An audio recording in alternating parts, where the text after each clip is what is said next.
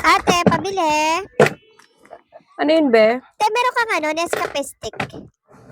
Nescafe stick meron. Tag magkano isa? 5 piso isa. Sige te, pabili ako ng Ilan? Nescafe stick. 3 piraso lang. 3? Oo, 3 15 piraso yung lang. 3 ha. Tapos pa, may asukal ka? Anong asukal? Yung wash lang. Wash? Meron. 5 piso lang te. 5 piso? Hindi ako nagtitingin ng asukal.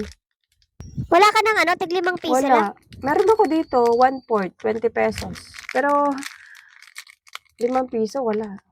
Dapat meron kang tingin na asukal kasi may Hindi, tinda kang di ako Nescafe stick nagtitingi talaga kasi wala naman nabili ng tingi dito. Ikaw lang naman naghahanap. Tsaka, ngayon lang kita nakita bumili dito. Syempre, doon ako sa kabila bumibili. Suki ako doon eh.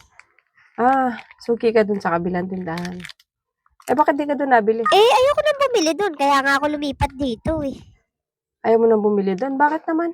Paano pa ako bibili doon eh? Ang damot-damot tong tindera eh. Madamot? Ba't mo nasabi namang madamot yung tindera? Paano? Ayaw na ako pautangin. Di ba siya madamot nun? Suki naman niya ako. Ayaw niya na ako pautangin. Dahil di ka na pinapautang, madamot. O hindi ba madamot nun? Suki naman niya ako. Baka may utang ka pa dun kaya hindi ka na pinapautang. Oo, may utang pa ako doon. Pero hindi naman ganun kalaki yung nautang ko. Baka may limit. Ano pa bibilin mo ba? Padagdag na rin ako ng itlog. Itlog? Ilan? Oo. 3 piraso lang. 3. Kakainis yung tindera doon. Ang damot Hindi eh. porket na hindi ka pinautang, madamot na yung tindera. Baka makalimit lang talaga. Baka malaki na yung utang niya kaya hindi ka na niya pinautang. Magkano lahat yan? Maliit lang ng utang namin. Hindi naman Bali, ganun kalaki. yan? 30 tsaka 15, 45 lahat. Ay, ate, pwede kulang muna ako ng 10 piso. Kulang muna ako ng 10 pesos. Kulang ng 10? Ibabalik ko na lang yung kulang. Ngayon ka lang bibili sa akin, kulang pa ng 10 yung pera mo. Bawasan ko na lang ng isa yung itlog ha. Ibabalik ko naman yung kulang na 10. Ay, hindi pwede. Ngayon ka lang bibili sa akin, kulang pa ng 10 piso yung pera mo eh. Ito lang yung bibilin mo. Wala na akong kita pag di mo binalik yung 10 piso. Ito na lang muna.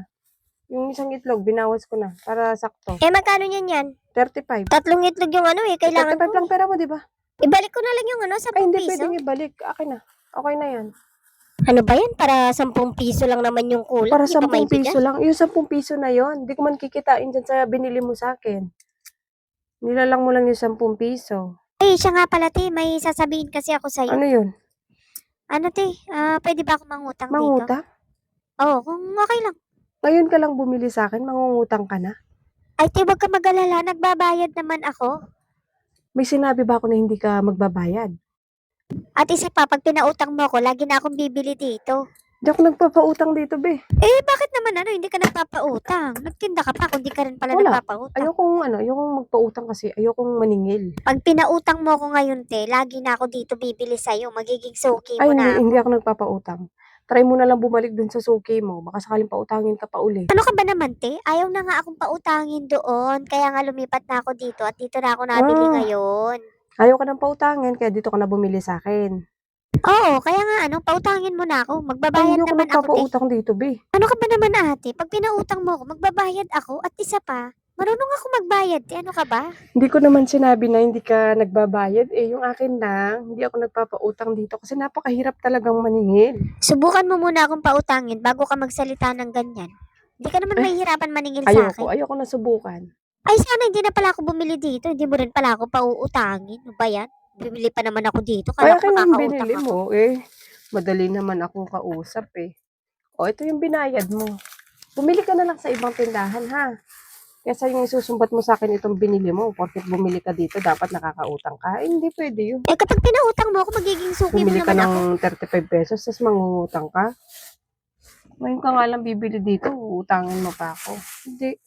Try mo na lang mangutang sa iba. Kapag hindi mo ako pinautang, ate, hindi na ako talaga bibili Kahit dito. Hindi ka na bumili dito. Kung utang lang naman yung kapalit ng pagbili mo, wag na. Kasi hindi ako nagpapautang dito. Isa ka rin, no? Napakadamot mo. Tinda lang naman yan, pinagdadamot nyo. Suki mo ang tindahan, tinanggihan ka ng pautangin. Ako pa kaya.